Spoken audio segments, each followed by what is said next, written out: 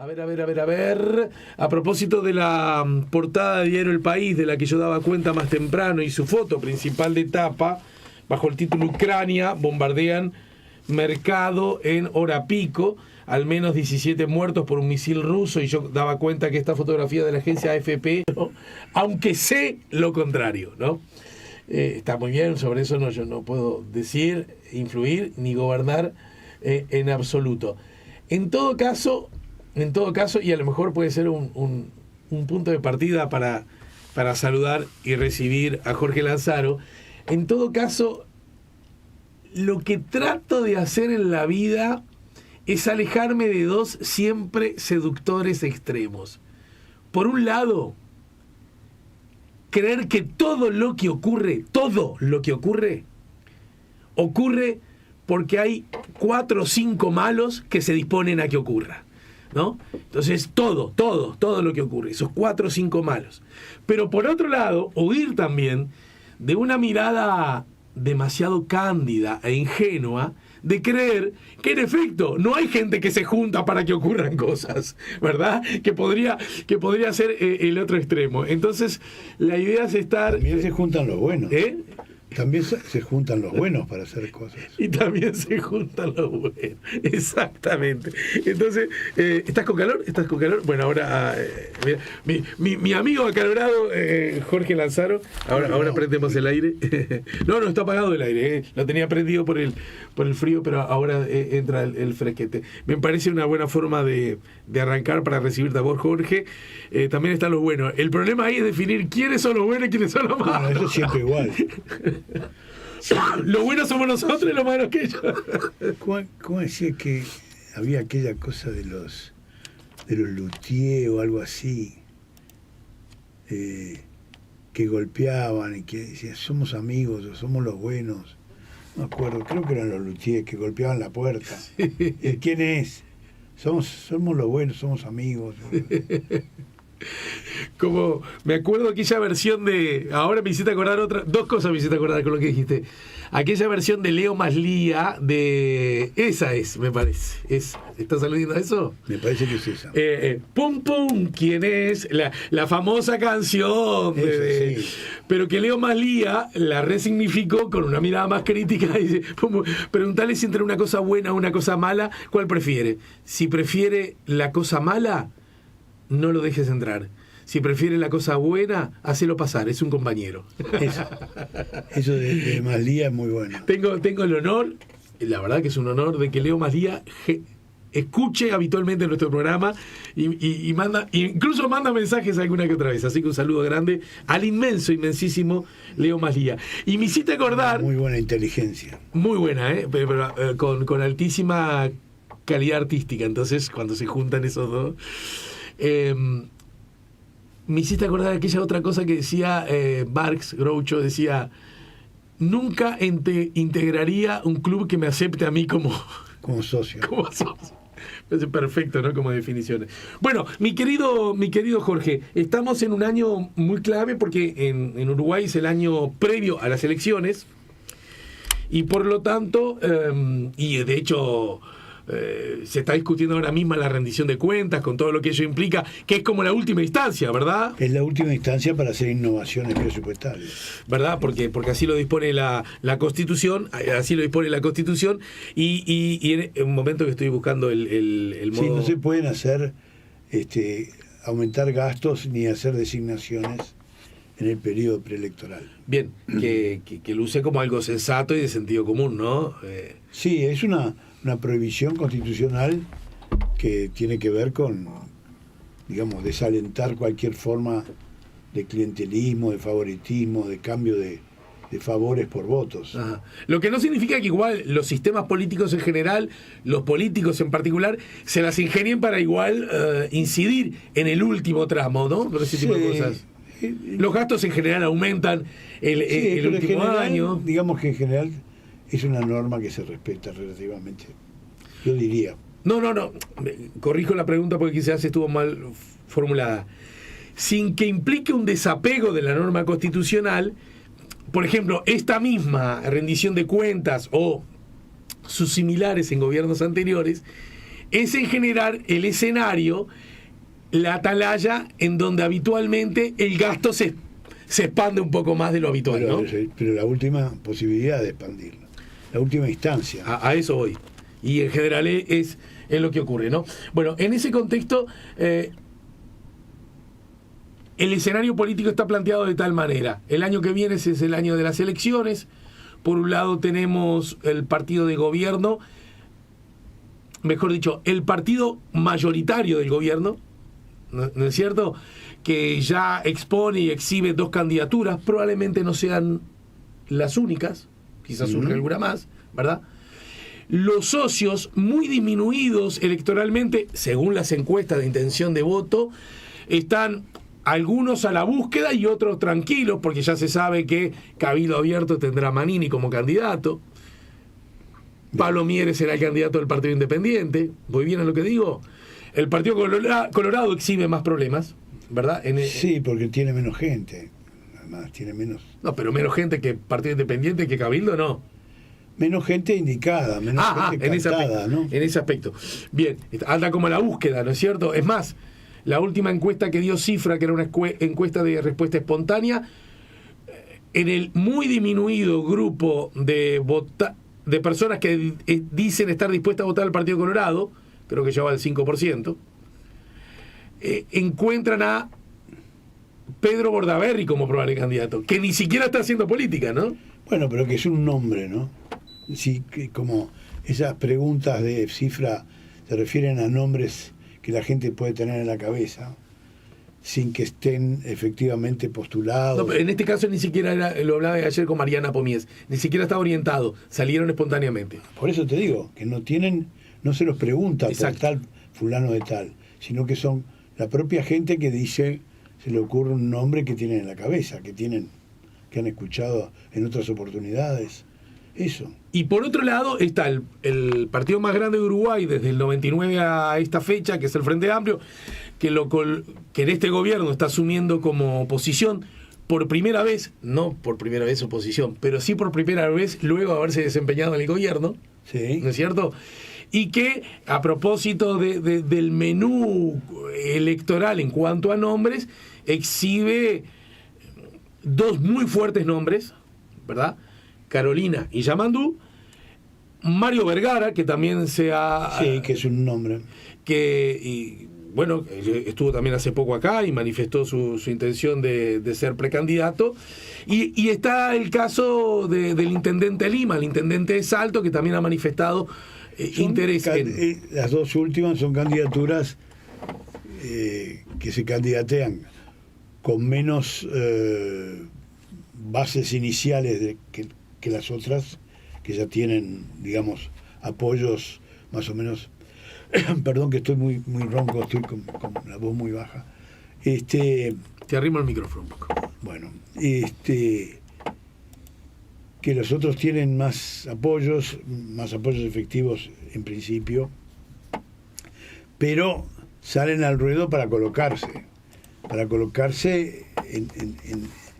digamos, en el menú de figuras a tener en cuenta cuando se arman las fórmulas, las listas. Uh-huh. Pero bueno, está claro que los 2 punteros son esos que tú decías, Orsi y Carolina Cose, ¿no? Y en ese sentido, ¿sabes que cuando conversé con Mariana ayer, un poco para sacar conclusiones relativas de lo que las encuestas dan, que a propósito de las encuestas de Cifra, pero no hay grandes variantes con relación a otras, las encuestas en Cifra dan desde octubre del año pasado un panorama que en líneas generales no ha cambiado mucho, ¿verdad? En cuanto a probable intención de voto, por un lado, del Frente Amplio, por otro lado, del Partido Nacional, y por otro lado, del Frente Amplio, y por otro lado, de lo que podríamos llamar la coalición multicolor sumada, ya agrupada, ¿verdad? Es decir, están como en escenarios que no han sufrido grandes variantes. No han sufrido, y está bien. Ayer yo conversaba con el presidente Sanguinetti sobre el tema del equilibrio de las justamente de estos alineamientos políticos Sí. en el Uruguay y lo bueno que es para el país que haya esta relativa paridad, esa relativa equilibrio de opciones, y no grandes figuras que sobresalen y los otros que están en el bombo, cosa que aparece, por ejemplo, en contraste muchas veces en el caso argentino, donde Claro. aparecen figuras estelares y después territorio más desprovisto. Sí, en ese sentido yo no me canso de Es citar mejor. a un doctor en ciencia política uruguayo, ¿cómo es que se llama? Sí, Jorge Lanzaro, me acordé. Lo cito muy a menudo conversando con colegas. Lo bien que haces. Lo bien, hago bien, bueno, gracias. En el sentido de que siempre destacás vos esa característica, que no solo es característica, sino que es característica y buena. Con la frase que lo resume así: en Uruguay nadie gana por mucho, nadie pierde por mucho. Exactamente. Esta es realmente una cosa interesante, porque le hace bien al sistema político, le hace bien al país, la ciudadanía tiene, para la ciudadanía es muy importante en un panorama político tener identificadas las opciones, a veces por las figuras o por los nombres, pero normalmente por las dos cosas, es decir, un partido y una figura, digamos, con performance, con desempeño importante, relevante, ¿no? Eso es muy importante, que los ciudadanos tengan relativamente, porque no tienen por qué ser ciudadanos muy activos desde el punto de vista político, no son que sigan la política. Hay todo un conjunto de ciudadanos uruguayos que son muy seguidores día a día de la política, y otros que no tanto o casi nada, pero sin embargo en las alusiones generales siempre saben dónde estamos parados, dónde están parados ellos como ciudadanos y cuáles son las opciones, y eso es bueno, ¿eh? Sobre este asunto me gustaría en que... otros países no es así, ¿eh?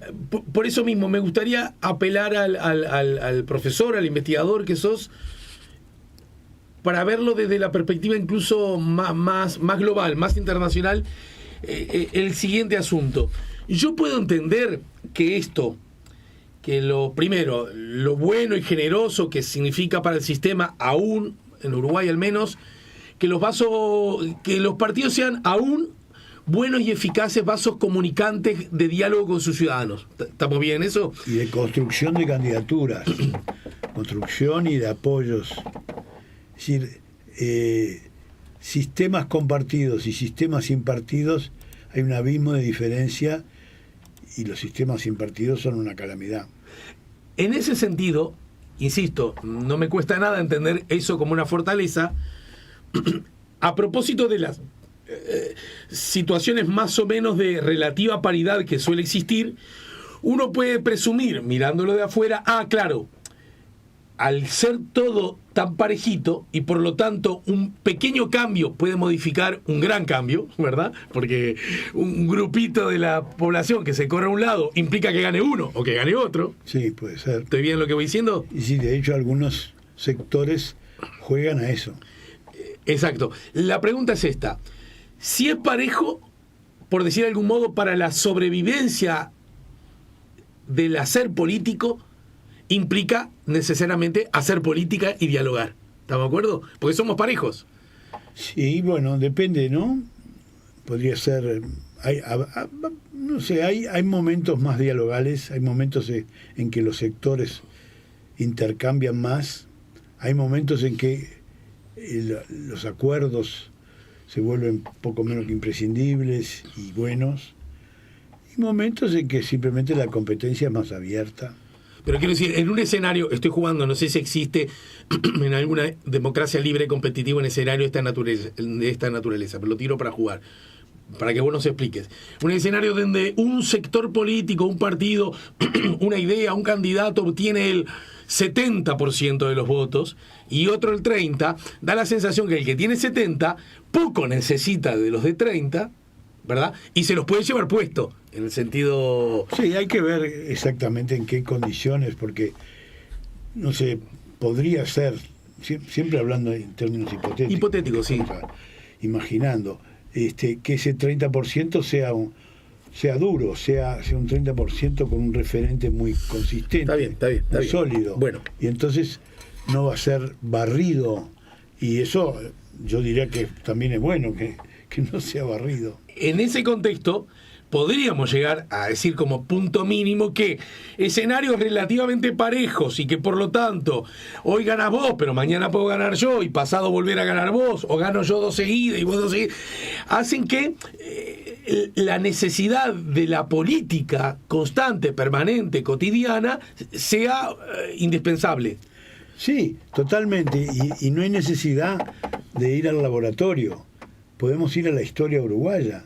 En definitiva, en las ecuaciones posteriores a 1930, en buena parte del siglo, hasta el 58, digamos, hasta 1958, hasta los años 60, perdón, el herrerismo y el Partido Nacional tenían una posición de segundo grado en el horizonte político, y el Partido Colorado llevó la punta durante décadas.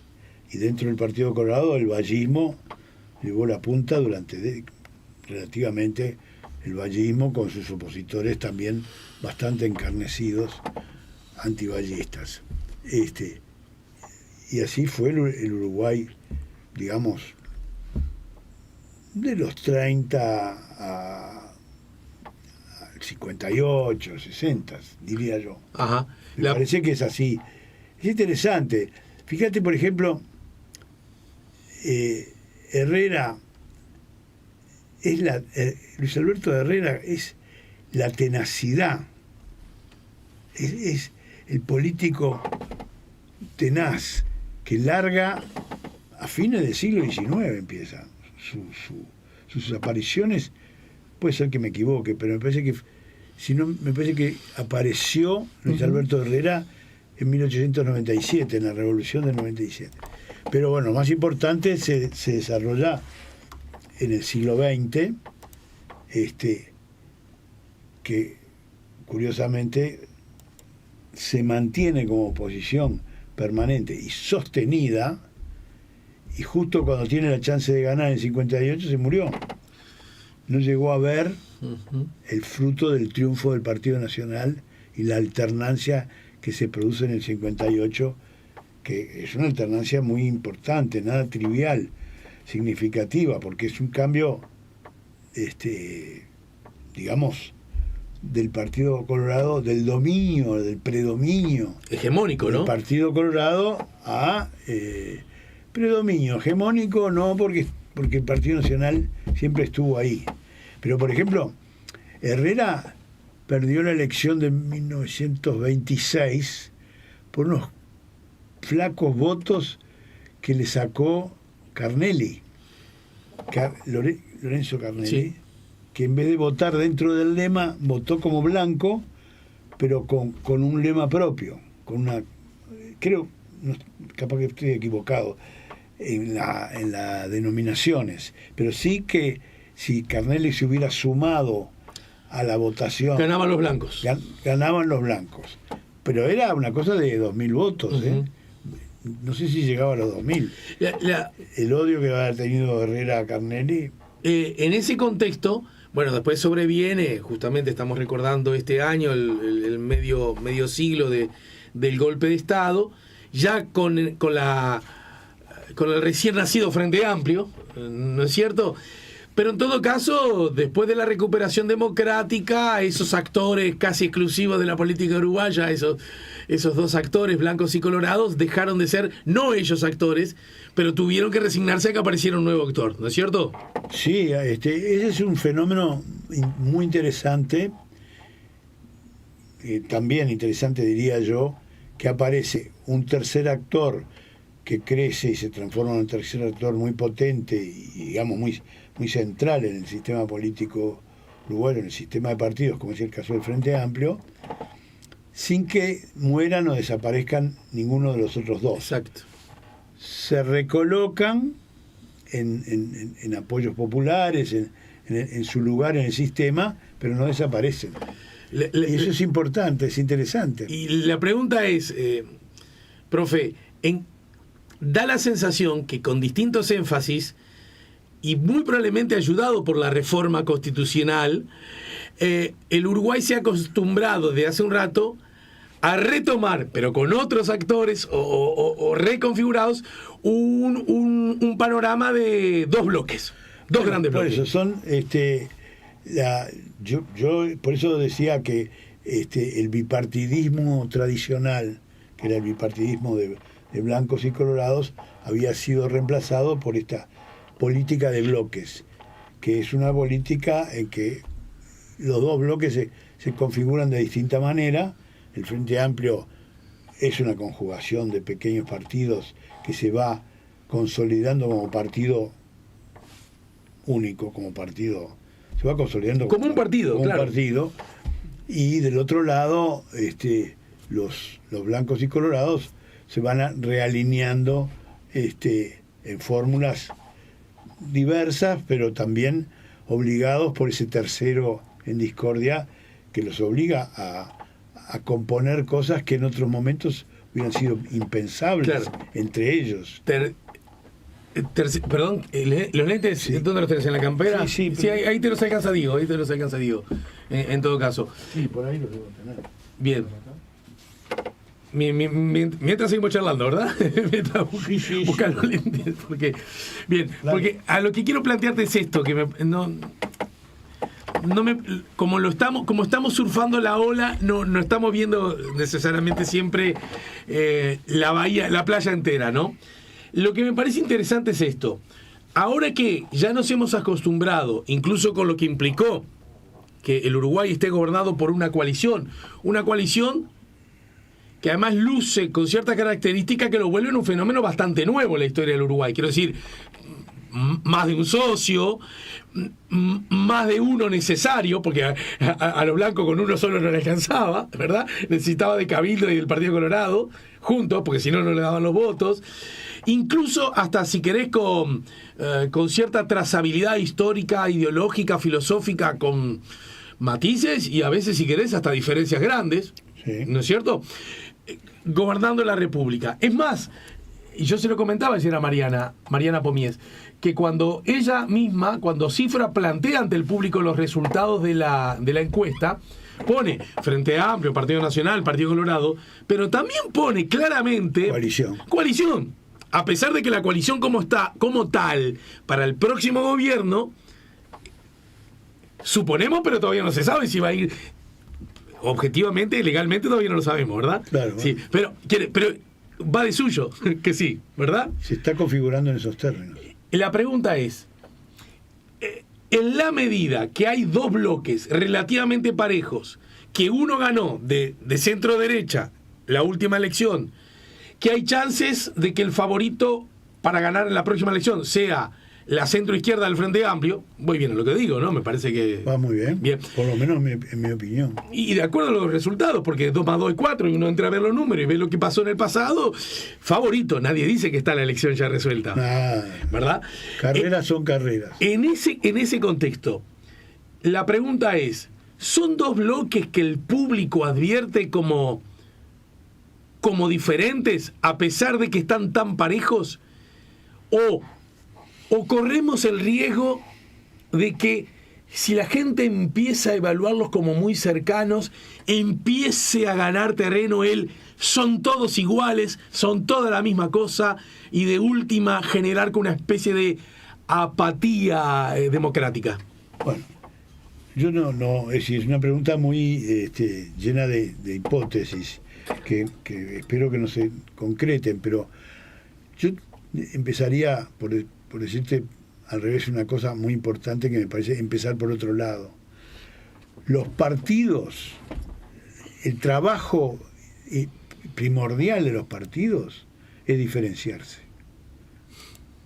O sea, un diferenciarse que en un sistema de partidos sólido, consistente y armado como es el nuestro, es un juego entre parecerse y diferenciarse. Si se parecen mucho, estamos fritos. Bien. No hay visibilidad de diferencias, no es bueno. Bien. No es bueno para los partidos, no es bueno para la ciudadanía, no es bueno para el sistema político. Si se diferencian mucho, podemos llegar a situaciones, no digo de extremismo en el sentido de radicalismo y de violencia, pero sí de diferenciaciones muy, muy anchas. Y acá está ese juego entre parecerse y diferenciarse, que me parece que es el jeito de los partidos, la fórmula en que los partidos trabajan mejor y cómo juegan mejor.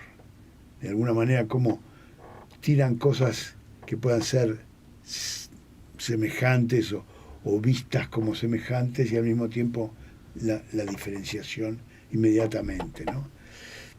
Si me parezco mucho, desaparezco. Si me diferencio mucho, me caigo de la mesa para abajo. Bien. Vamos a una brevísima pausa y al regreso, con los resultados que han arrojado las últimas encuestas. Ayer le comentaba justamente a la directora de Cifra, Mariana, es una querida amiga además, que el Frente Amplio, con esta intención... querida amiga, déjame decirte ¿sí? que ha honrado muy bien la sucesión del Sordo González, ¿no? Una tarea a priori nada fácil. Una tarea que nada hacía, nada, no facilitaba.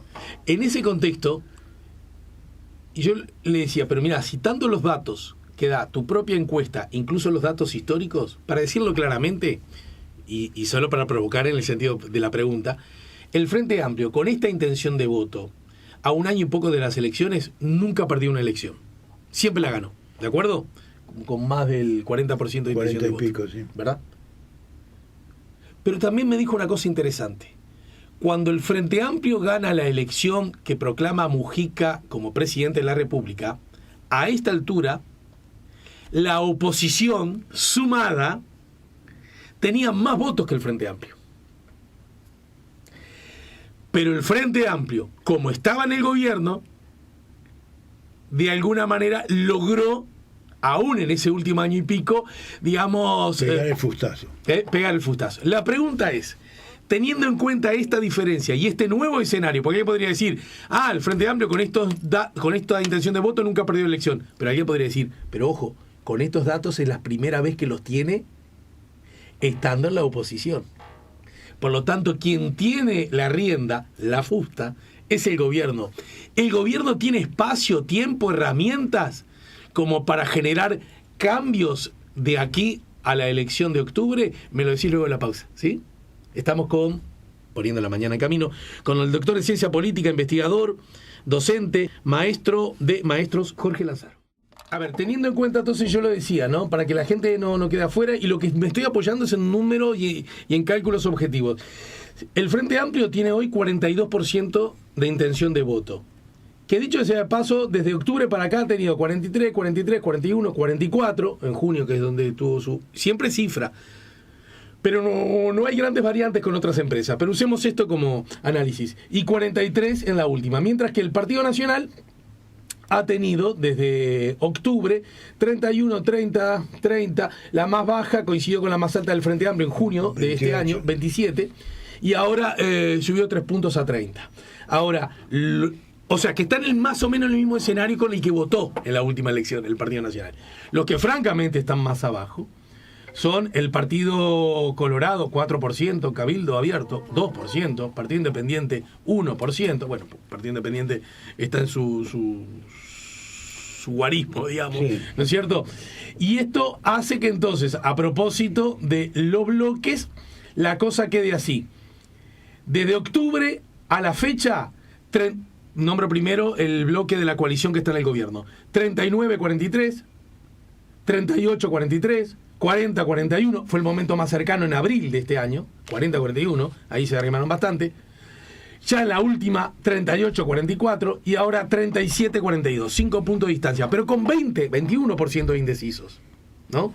Uno, así nomás, al golpe de balde, de 21%. si el tercio de este 21%, aunque ahí están también los votos en blanco, que siempre están, etcétera, se inclina por finalmente votar al partido de oposición Frente Amplio, 7 más 23, por decir lo mínimo, la mayoría parlamentaria lo tenés.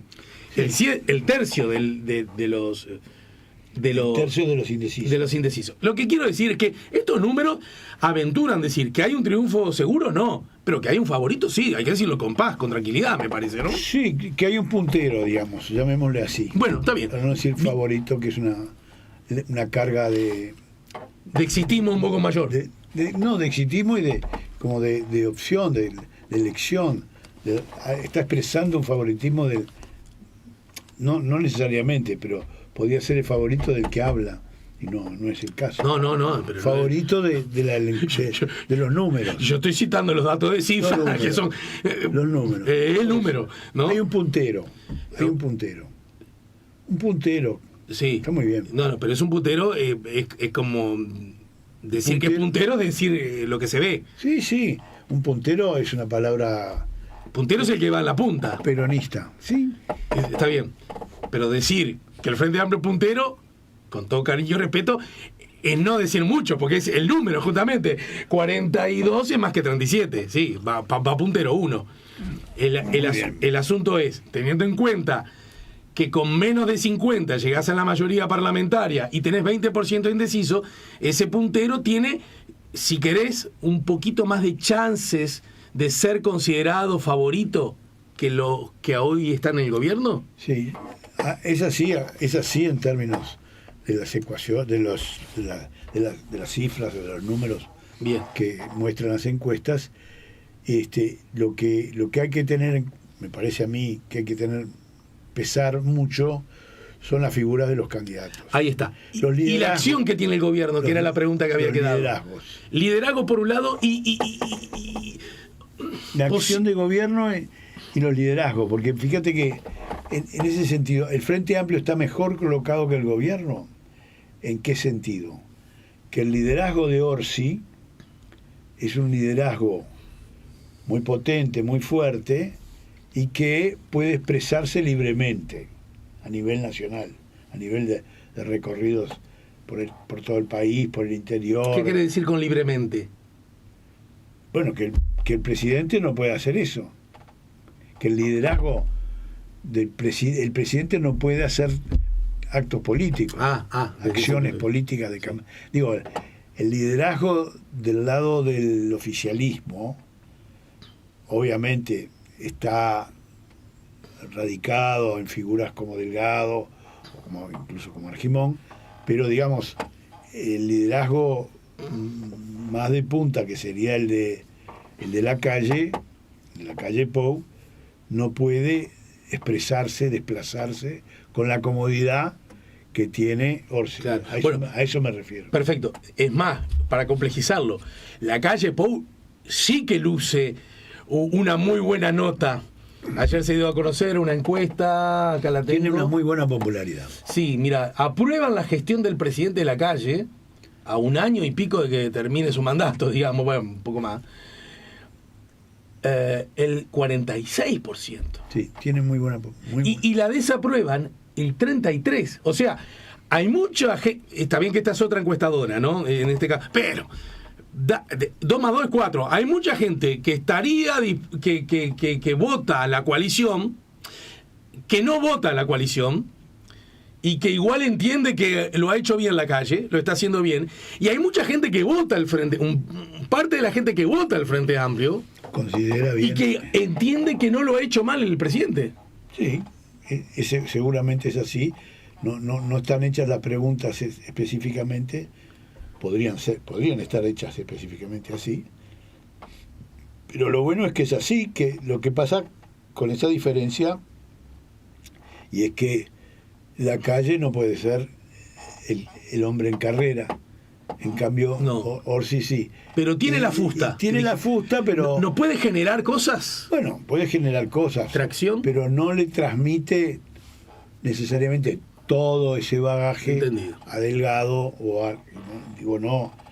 no le pasa toda la... A Rafo más que a Argimón, ¿no? A Rafo, que es la que luce como segunda. a Raffo o a Delgado o a Argimón, a quien quisiera. No digo porque la encuesta de Raffo la coloca... Creo que es Delgado Delgado arriba, sí, te lo digo porque... Sí, Raffo es la que sigue. La que sigue, sí. Detrás de Delgado, pero inmensamente muy por arriba de Argimón, por ejemplo, ¿no? Sí, y entre Delgado y Raffo hay una distancia grande. Sí, hay una distancia, sí. No, Delgado es el caballo del comisario, pero no puede la calle transmitirle todo ese su peso propio, pasarle los votos, ¿sabes? Pero, y entonces, ¿dónde tendría el gobierno espacio para tratar de revertir esto? Porque así como están las cosas, si lo que viene ocurriendo, por decir lo mínimo, desde octubre del año pasado sigue ocurriendo hasta octubre del año que viene, va a ganar el Frente Amplio. Lo que pasa que la impresión que uno puede tener es que efectivamente Orsi va a ser el próximo presidente de la República. Ah, pero pará, recién dije que era favorito y me dijiste que a lo mejor la palabra no era adecuada. No, decía que no es favorito en el sentido de una opinión personal. No, desde ya. No, porque es el puntero favorito, sí. El que tiene más chance, no sé. Ese es el que tiene más chance. Es lo que te digo, es el que probablemente con más posibilidades sea el presidente de la República. Próximo presidente de la República. ¿Y eso cómo está explicado? Porque si yo fuera un senador blanco diría, la verdad que me extraña, porque nosotros, que tuvimos que pasar por la pandemia, que tuvimos que pasar por la sequía, que tuvimos que pasar por el agua canilla sin agua, que tuvimos que pasar con Putin ingresando a Ucrania, porque es un argumento que hemos escuchado un día sí y otro también, ¿verdad? Que hemos en esas condiciones incluso aumentado el empleo, porque justamente el desempleo es un buen guarismo que puede exhibir el gobierno. Que si bien hubo pérdida de salario, ahora los trabajadores, los asalariados lo están recuperando.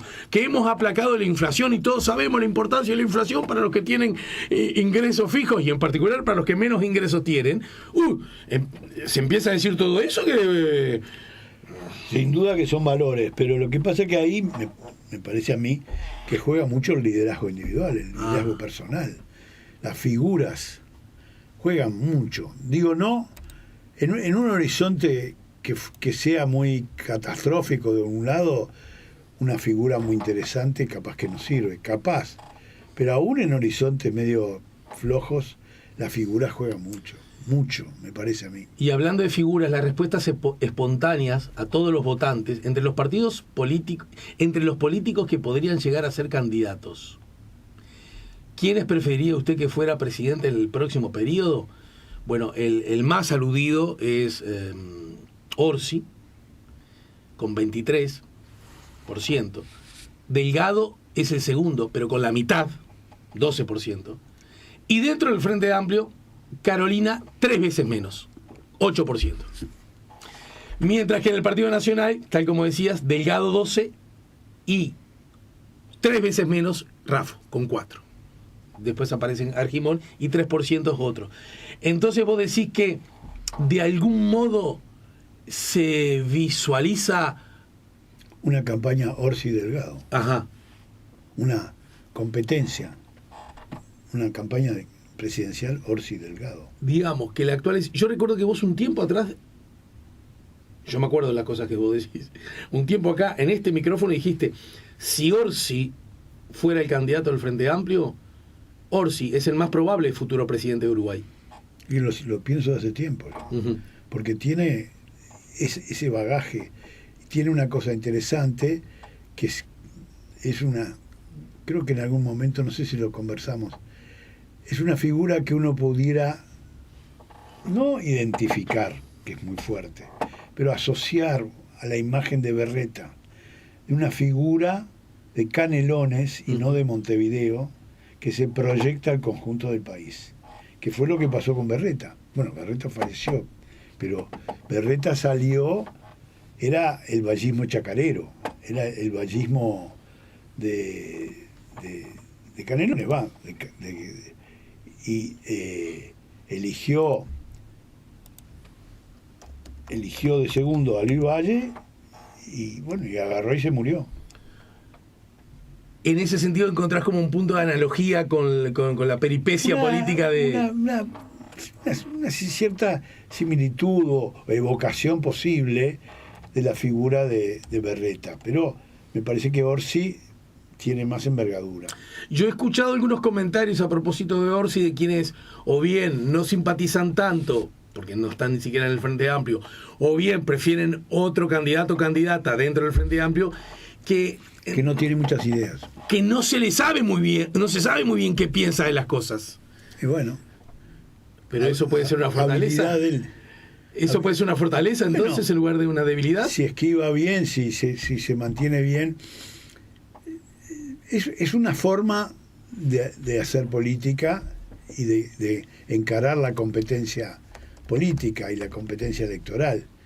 No hacer de una competencia propositiva. Yo quiero hacer esto, que quiero hacer lo otro, voy a hacer esto en tal lado. Bueno, hay otros tipos que hacen una propuesta que está más centrada, diría yo en el caso de Orsi, en su condición personal, en su predicamento nacional, en la posibilidad de entendimiento con diversas fuerzas y a nivel nacional y a nivel incluso de Montevideo. Uh-huh. Y no de las grandes propuestas de decir yo voy a hacer tal obra y tal otra, ¿no? Uh-huh. O voy a agarrar en materia internacional tal cosa, en materia nacional tal otra. Digamos, ser discreto y hasta medio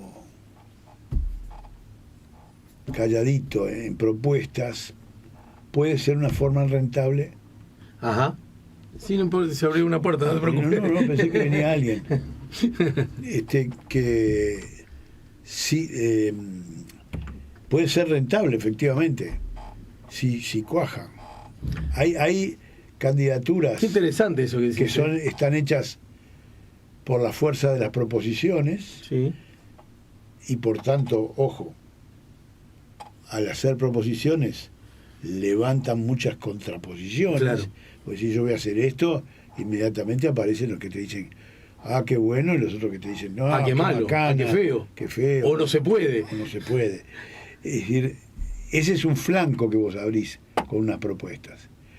Y otro es que es una figura disimulada que va haciendo la plancha, que nada en el horizonte. Pero salgámonos de Orsi. Ese presunto candidato o candidata, desde el punto de vista de la calidad democrática, ¿no implica un riesgo? Porque en definitiva, lo bueno es que las personas, el público, siga partidos, figuras, como decías vos, en base también a ideas, ¿no? Bueno, los ciudadanos, y en particular te diría yo, los ciudadanos uruguayos, en general saben, en los candidatos, saben identificar más o menos para dónde tiran y quiénes son sus amigos. Uh-huh. Y eso es un rumbo, no tienen que ir a leer el programa de fulanito de tal.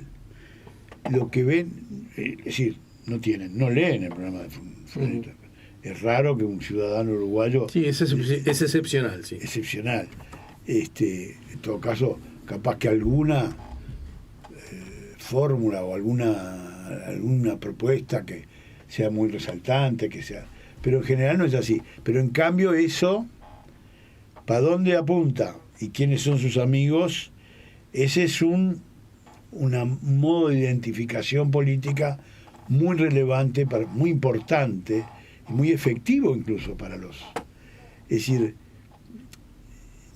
se equivocan poco los ciudadanos si van por esos indicadores. Ajá. Digamos, bueno, por supuesto, tienen márgenes me parece a mí.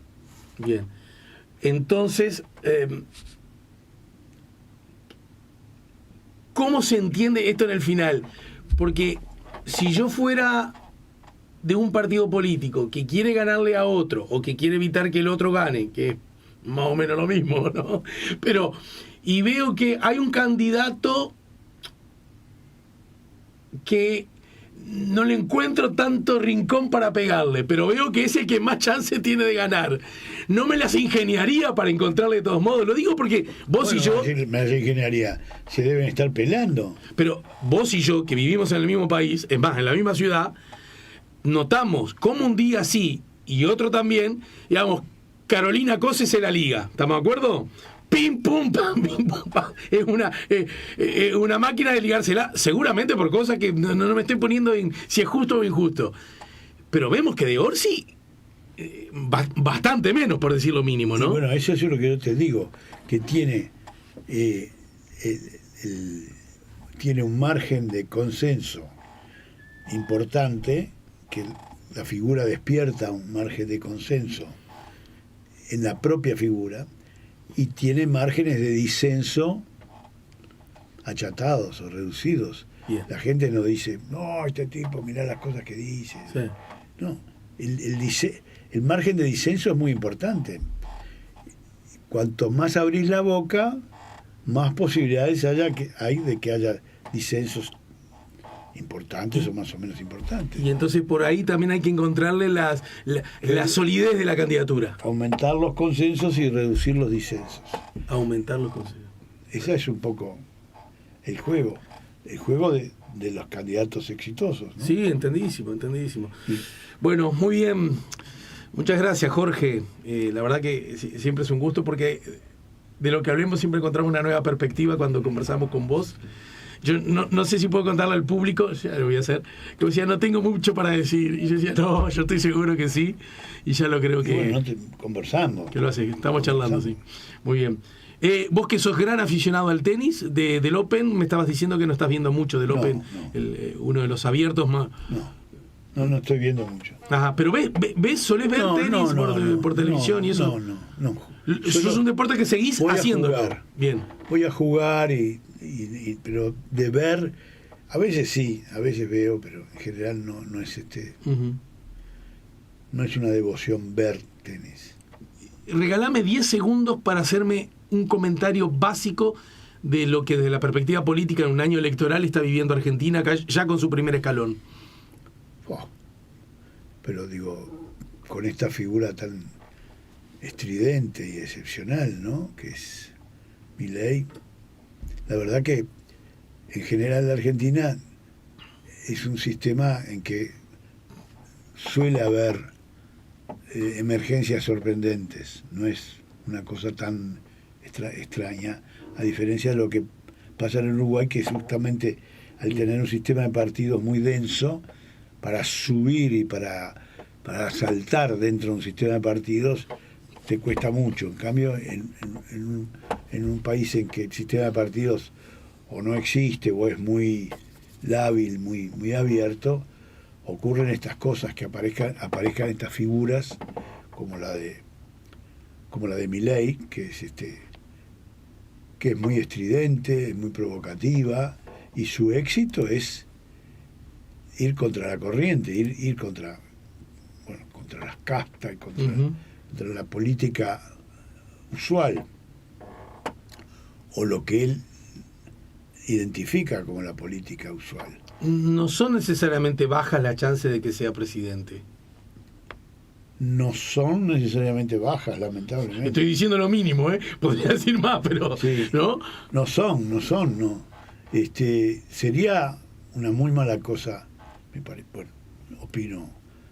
Para Argentina no sería bueno, y para nosotros tampoco. Uh-huh. Para nosotros tampoco, a pesar de que él con nosotros, bueno, como que a los uruguayos, y en particular a la calle, lo considera, tiene mucha consideración. Para nosotros no es bueno tener un socio de esos. Uh-huh. Es más una figura errática, con Mercosur errático, es decir, en un Mercosur complicado, donde Brasil tiene una posición difícil, tener a Argentina en una posición, los paraguayos y nosotros. Y entonces, siguiéndote el razonamiento, ¿hay alguna de las otras dos opciones que resulten un poco más previsibles o menos mala nueva para Uruguay, por lo menos? Bueno, pienso que la de este hombre, ¿cómo se llama? ¿Massa? que la de Massa es un poquito más, estaría más dentro de de una situación menos preocupante, menos inesperada, con sorpresas, me parece a mí. A nosotros igual nos luce raro que un ministro de Economía en funciones sea candidato, y de una economía que tiene más cosas malas para exhibir que buenas, ¿no? Bueno, pero ha habido, ¿no? Cavallo. Sí, claro. Pero Y Cavallo, creo que no estaba en funciones, pero igual, está bien lo que decís, está bien. no estaba en funciones ya cuando largó la candidatura. Pero en todo caso siempre han sido candidaturas muy marginales, ¿no? Sí, Cavallo no tanto, porque él además era un ministro de Economía de una gestión económica muy curiosa, que era la paridad, ¿no? La convertibilidad, que le llamábamos. Sí. Era una figura, también archipolémica, ¿no? Sí, claro, ya lo creo. Bueno, otra vez, muchas gracias.